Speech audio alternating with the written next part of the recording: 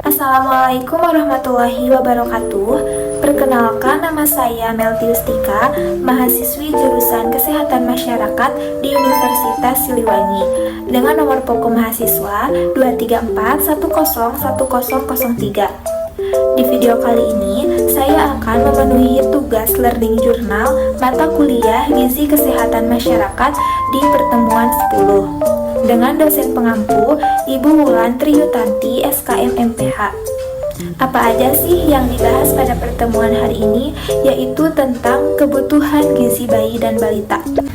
Gizi yang baik sangat penting bagi bayi dan balita, terutama pada fase awal kehidupan yang dikenal sebagai periode emas atau window of opportunity.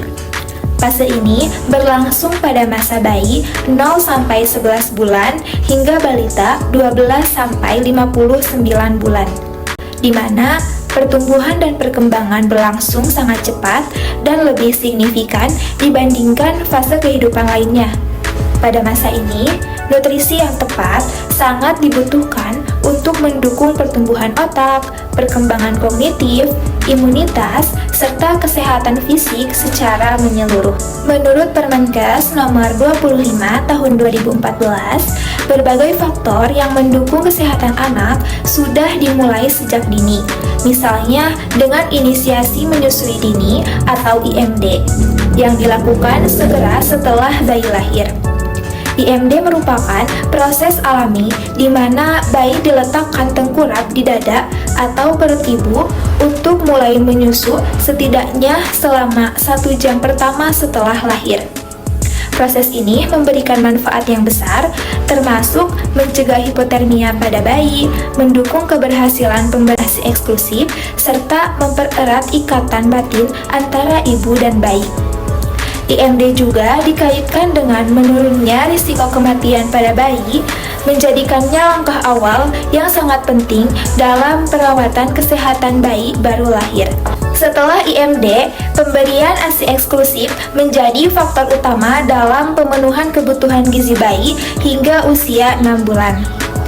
ASI eksklusif adalah pemberian ASI tanpa tambahan makanan atau minuman lain selama 6 bulan pertama. Karena pada fase ini, ASI sudah mengandung semua nutrisi penting yang diperlukan oleh bayi. Di dalam ASI juga terdapat komposisi ideal lemak, protein, laktosa, dan mineral. Menariknya, komposisi ASI berubah secara alami menyesuaikan kebutuhan bayi, mulai dari kolostrum yang kaya protein dan vitamin pada hari-hari pertama, ASI transisi hingga ASI matur yang mendukung kebutuhan energi bayi. Kolostrum yang diproduksi selama 1-3 hari pertama setelah kelahiran memiliki kandungan IgA dan laktoferin tinggi yang berfungsi sebagai antibodi alami bagi bayi. Kolostrum ini juga berfungsi membersihkan usus bayi dari mekonium atau kotoran pertama dan membantu membentuk sistem imun bayi. Setelahnya, ASI transisi dengan kadar protein yang berkurang dan kadar lemak serta karbohidrat yang meningkat dihasilkan hingga 2 minggu pasca melahirkan, sebelum berubah menjadi ASI matur.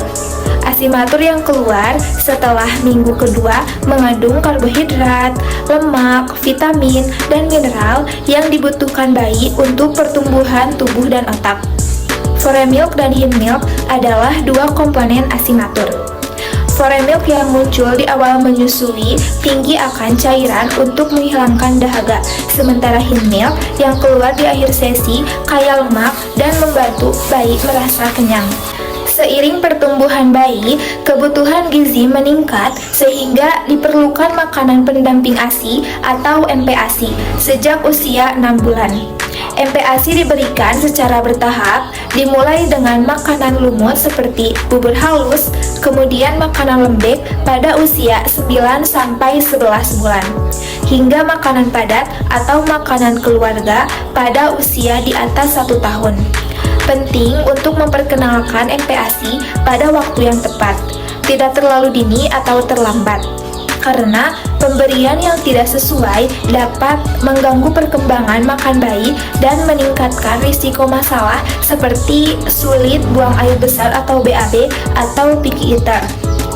Di samping itu, pemberian ASI dilanjutkan hingga usia 2 tahun atau lebih, mengikuti prinsip pemberian makan bayi dan anak atau PMBA yang mencakup IMD, ASI eksklusif, dan MPASI. Tantangan bagi ibu bekerja juga menjadi sorotan, karena mereka tetap bisa memberikan ASI eksklusif dengan cara memerah dan menyimpan ASI perah. Panduan penyimpanan ASI sangat penting untuk menjaga kualitas nutrisi ASI.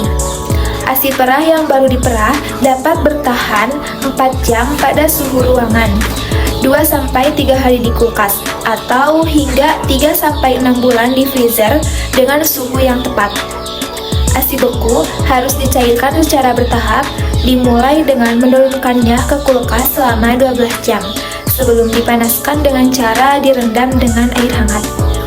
Materi tentang kebutuhan gizi bayi dan balita ini memberikan wawasan mendalam dan menyeluruh mengenai betapa pentingnya perhatian terhadap nutrisi pada tahun-tahun awal kehidupan anak. Fase emas pertumbuhan adalah saat yang tidak dapat diulang, sehingga setiap tindakan yang dilakukan dalam fase ini bisa berdampak pada perkembangan jangka panjang anak, termasuk fungsi otak, kesehatan fisik, dan bahkan kualitas hidup di masa dewasa. Pemahaman ini memberikan kesadaran baru bahwa upaya memenuhi kebutuhan gizi bukan sekedar rutinitas, tetapi merupakan investasi bagi kesehatan generasi mendatang. Dalam praktik di lapangan, pengetahuan ini akan sangat membantu ketika berinteraksi dengan ibu atau calon ibu, terutama dalam hal edukasi pentingnya ASI eksklusif dan MPASI yang sesuai. Di sisi lain, kesadaran mengenai pentingnya ASI bagi bayi juga membantu dalam menghadapi tantangan, seperti dukungan bagi ibu bekerja agar mereka tetap bisa memberikan ASI perah. Hal ini akan mempersiapkan saya lebih baik untuk memberikan saran atau informasi praktis, seperti cara memerah dan menyimpan ASI dengan benar, mengingat manfaat jangka panjang ASI dalam membangun daya tahan tubuh dan mendukung perkembangan kognitif anak. Menariknya, materi ini juga mengingatkan pada aspek psikologis yang tidak kalah penting, ikatan batin antara ibu dan anak. Proses IMD dan menyusui merupakan momen yang menguatkan hubungan emosional antara ibu dan bayi, yang ternyata turut berperan dalam perkembangan mental anak. Di lingkungan kerja nantinya, pemahaman ini menjadi landasan kuat untuk mendukung keluarga yang baru memiliki bayi agar menjalankan IMD dan ASI eksklusif dengan baik. Harapan saya, dengan edukasi yang baik, ibu-ibu akan lebih termotivasi untuk memberikan yang terbaik bagi anak-anak mereka. Secara keseluruhan, materi ini tidak hanya relevan di lingkungan pelayanan kesehatan, tetapi juga bisa dijadikan dasar untuk program edukasi yang melibatkan masyarakat umum. Dengan meningkatkan pengetahuan gizi bagi ibu dan keluarga, kita dapat berkontribusi pada terciptanya generasi yang lebih sehat dan cerdas. Pengetahuan ini pada akhirnya membuat saya lebih siap dan termotivasi untuk membantu memberikan pemahaman mendalam kepada masyarakat mengenai pentingnya pemenuhan gizi bayi dan balita, serta dukungan yang mereka butuhkan untuk melewati fase-fase penting ini. Sekian refleksian yang bisa saya sampaikan dari penyampaian materi oleh Ibu Wulantri Yutanti pada pertemuan 10. Semoga apa yang kita pelajari hari ini bisa membawa manfaat di masa depan. Tetap semangat dan jangan pernah berhenti belajar. Terima kasih. Wassalamualaikum warahmatullahi wabarakatuh.